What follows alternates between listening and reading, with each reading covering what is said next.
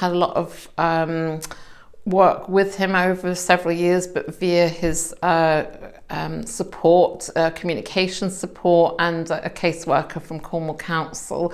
And I think over a period of time, his concerns have got greater, he's become more vulnerable. He's a BSL user, so that immediately brings in the challenges around the fact he can't read, he can't write, he can't set his story straight, and he has a lot of other vulnerabilities as well. And one of the things that was brought to our attention recently was the fact that he'd always had communication support to access NHS services through a BSL interpreter. And then at one stage we just could not find an interpreter who could support him on a particular occasion. They're very busy. And he needed the appointment, so he agreed to go ahead with the appointment as long as he was allowed to take his support dog with him. So I basically contacted the hospital, got an agreement that yes, that would be fine, he can bring his support dog in with him. That was for that one occasion. Turns out he went to that appointment, I don't know what happened.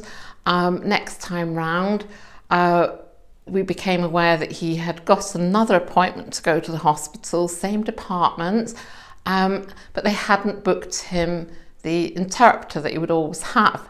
And he was becoming quite concerned. He had this appointment coming up, no interpreter was booked.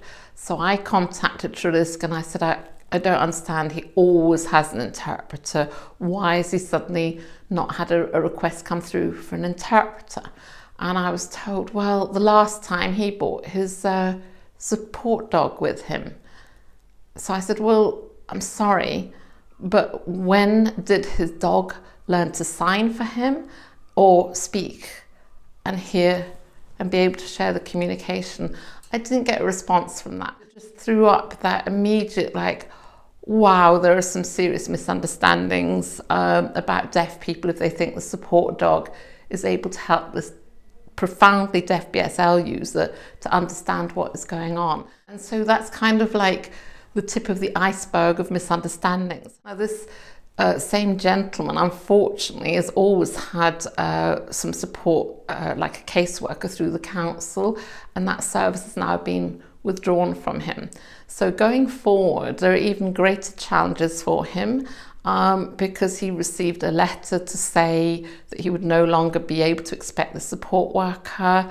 And on this letter were several references of phone numbers, websites that he could contact.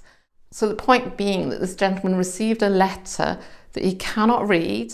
He managed to text us a picture, a photograph of this letter, and on this letter were phone numbers that he can't access and websites that he can't access.